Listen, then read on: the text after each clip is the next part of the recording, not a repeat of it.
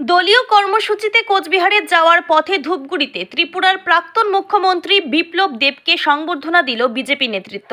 রবিবার শিলিগুড়ি থেকে কোচবিহারের উদ্দেশ্যে রওনা দেন প্রাক্তন মুখ্যমন্ত্রী।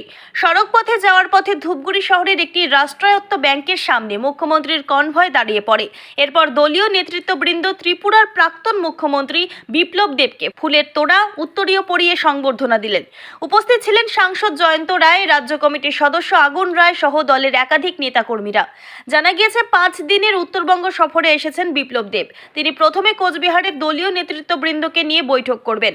এরপর সোমবার জলপাইগুড়ি জেলার নেতৃত্বকে নিয়ে রাজগঞ্জের বৈঠকে উপস্থিত থাকবেন। পরবর্তীতে বাকি জেলার নেতৃত্বকে নিয়ে বৈঠক করবেন।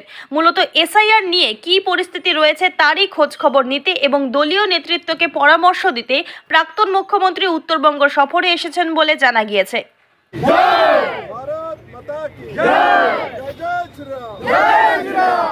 ধূপগুড়ি থেকে ভাস্কর মহন্তের রিপোর্ট, আমাদের টিভি।